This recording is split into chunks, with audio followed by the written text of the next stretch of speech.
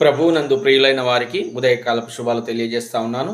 నేటి దిన వాక్యముగా యెహోషువ గ్రంథము 1వ అధ్యాయము కొన్ని వచనాలని జ్ఞాపకం చేసుకుందాము. యెహోవా సేవకుడైన మోషే మృతి పొందిన తరువాత యెహోవా నూను కుమారుడును మోషే పరిచారకుడును నైనా యెహోషువకు ఇలాగ సెలవిచ్చెను. నా సేవకుడైన మోషే మృతి పొందెను కాబట్టి నీవు లేచి నీవును ఈ జనులందరూ ఈ యోర్దాను నది దాటి నేను ఇశ్రాయేలులకు ఇచ్చుచున్న దేశమునకు వెల్లుడి. నేను మోషేతో చెప్పినట్లు మీరు అడుగుపెట్టు ప్రతి స్థలమును మీకు ఇచ్చుచున్నాను. అరణ్యమును ఈ లెబనోను మొదలుకొని మహానది అయిన యూఫ్రటీస్ నది వరకు, హిత్తీయుల దేశమంతయు పడమట మహాసముద్రం వరకును మీకు సరిహద్దు.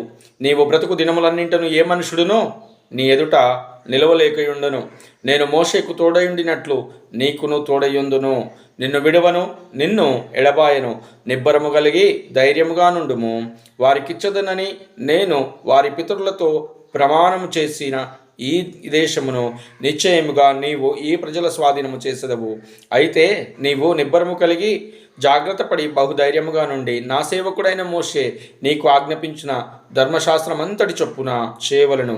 నీవు నడుచు ప్రతి మార్గమున చక్కగా ప్రవర్తించున్నట్లు నీవు దాని నుండి కుడికి గాని ఎడమకు గాని తొలగిపోకూడదు. ఈ ధర్మశాస్త్ర గ్రంథమును నీవు బోధింపక తప్పిపోకూడదు. దానిలో రాయబడిన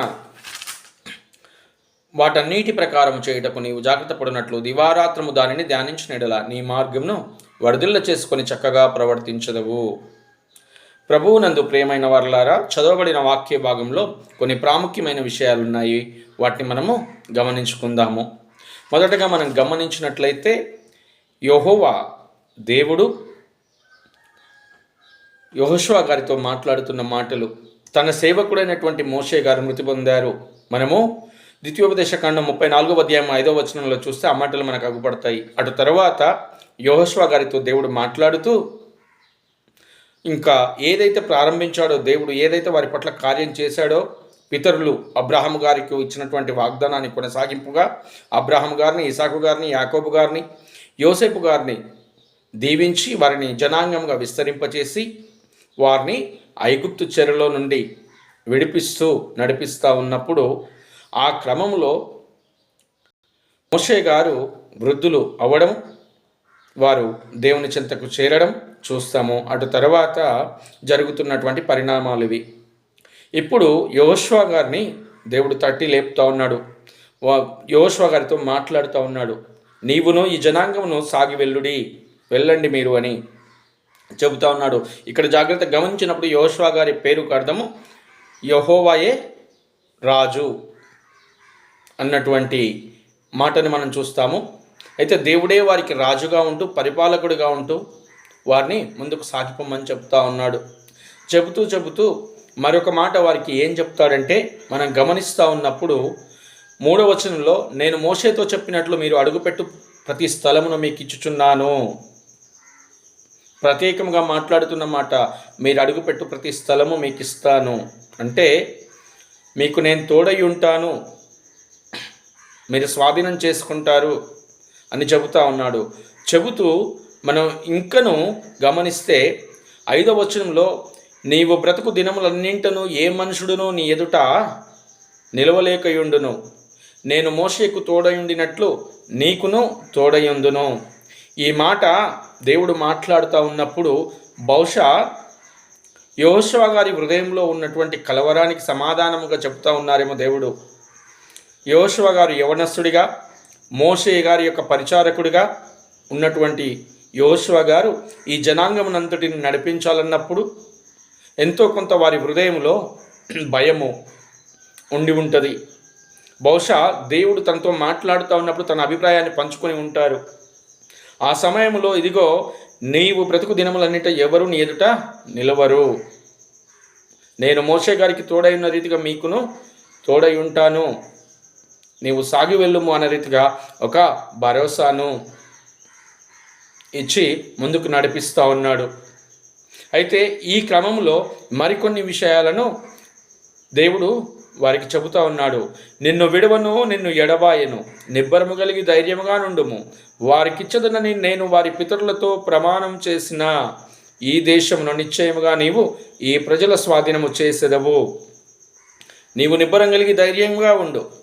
ఏదైతే వారి పితరులు అనగా అబ్రహాము, ఇస్సాకు, యాకోబు గారికి, యోసేపు గారికి ఏదైతే చెప్పాడో, వారిని ఎలాగైతే నడిపించాడో ఆ క్రమము చొప్పునే వీరికి నిన్ను వాడుకొని, నిన్ను నాయకుడిగా పెట్టుకొని నేను వీరి స్వాధీనం చేస్తాను అని చెబుతా ఉన్నాడు.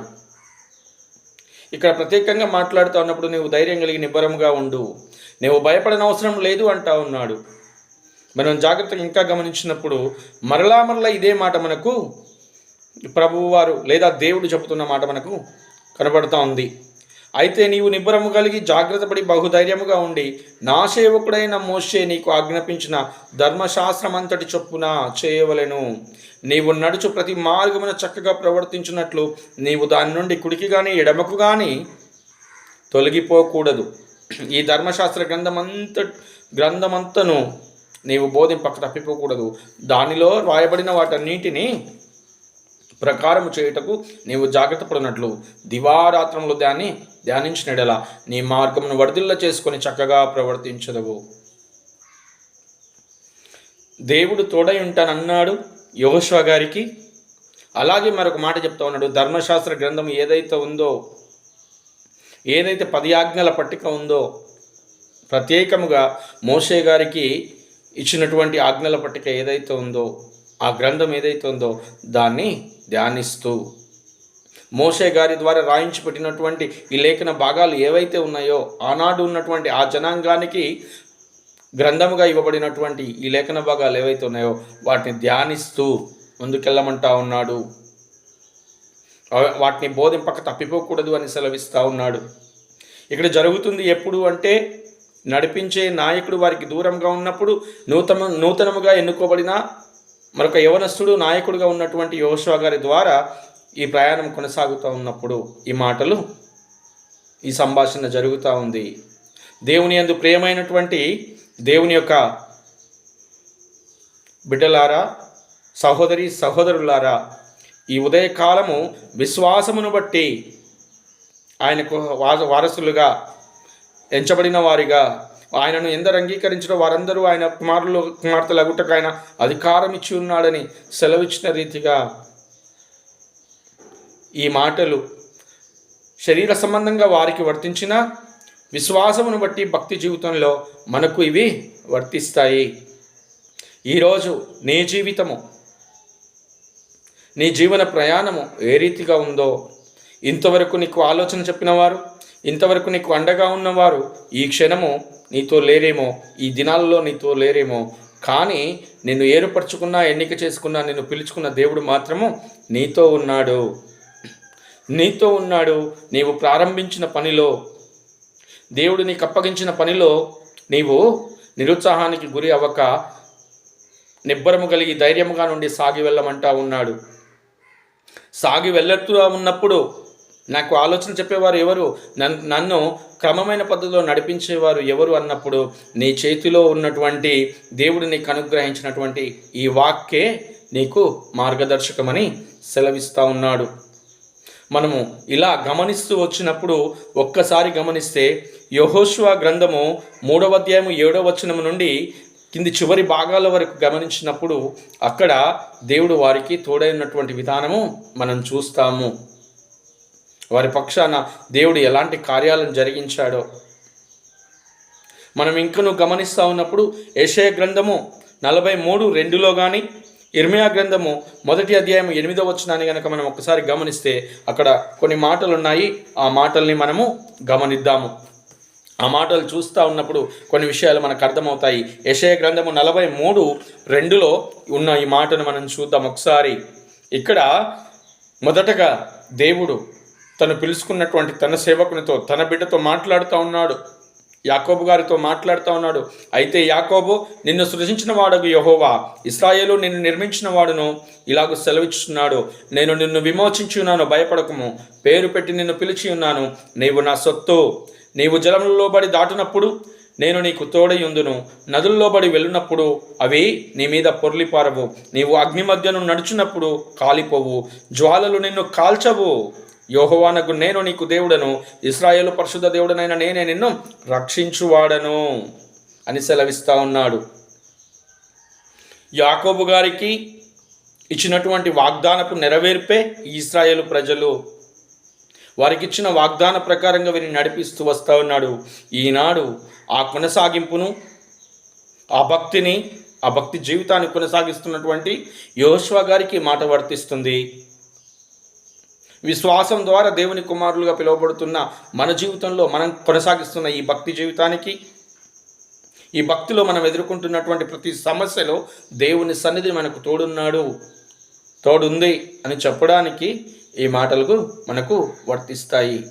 దేవుని ప్రణాళికను బట్టి పిలువబడిన నీవు, దేవుని ప్రణాళిక చొప్పున వాడబడుతున్న నీవు దేనిని చూసి భయపడవద్దని దేవుడు మరొకసారి నీతో మాట్లాడాలని ఉద్దేశించి ఉన్నాడు. మరొక మాట మనం చూస్తే ఇర్మియా గ్రంథము 1వ అధ్యాయం 8వ వచనంలో సైతము మరొక మాట రాయబడి ఉంది. అది సైతము మనం గమనిద్దాము. 1వ అధ్యాయము 8వ వచనాన్ని ఒకసారి చూస్తే అక్కడ ఈ రీతిగా రాయబడి ఉంది. వారికి భయపడకుము, నిన్ను విడిపించుటకు నేను నీకు తోడై ఉన్నాను. ఇదే యెహోవా వాక్కు. దేనికి నువ్వు భయపడొద్దని చెప్తా ఉన్నాడు. నువ్వు ఎందును బట్టి భయపడుతున్నావు? అనారోగ్యమును బట్టి, ఆర్థిక సమస్యను బట్టి, మానసిక ఒత్తిడిని బట్టి, మనుషుల వలన వస్తున్నటువంటి వేదనలను బట్టి, భక్తి విషయమై వస్తున్న హింసలను బట్టి, ఎదుటివారు నాకంటే బలవంతులని ఎంచుకుని భయపడుతున్నావేమో. కానీ ఈ ఉదయకాలము ప్రత్యేకముగా నిన్ను దేవుడు దర్శించి నీతో చెప్పాలనుకుంటున్నమాట. నీవు నిబ్బరము కలిగి ధైర్యముగా నుండుము, నేను నీకు తోడై ఉన్నాను. మోషే గారికి తోడైన రీతిగా నీకు తోడై ఉన్నాను. నిన్న నేడు ఏకరీతిగా ఉన్నవాడు. ఈ మాట మనతో చెప్తా ఉన్నాడు. ఈ మాట మనతో చెప్తా ఉన్నప్పుడు మనము ధైర్యం వహించి ముందుకు సాగుదాము. అట్టి కృప దేవుడు మనకు అనుగ్రహించునుగాక. ప్రేమైన దేవుని బిడ్డ, ఒకసారి నీ హృదయాన్ని దేవుని చేతిలో పెట్టి, మన హృదయాలను దేవుని చేతిలో పెట్టి మనము ప్రార్థన చేసుకుందాము. దేవుడు అనుగ్రహించు ఆ మేలును అనుభవిద్దాము. దేవుని ఆజ్ఞ ప్రకారం జీవించి అనేకులకు ఆశీర్వాదకరంగా మనము ఉందుముగాక. ఆమేన్. పరిశుద్ధుడా మా రాజా యేసయ్యా, మీకు వందనాలు, స్తుతులు, స్తోత్రములు. మీ సన్నిధిని ఆయన మాకు తోడుగా ఉంచండి. మీ కృపలో భద్రపరచ ముందుకు నడిపించమని మరొకసారి ప్రభు మా జీవితాలను మీ చేతిలో పెడుతూ అడిగి వేడుకుంటున్నాం మా తండ్రి. ఆమేన్. ఆమేన్.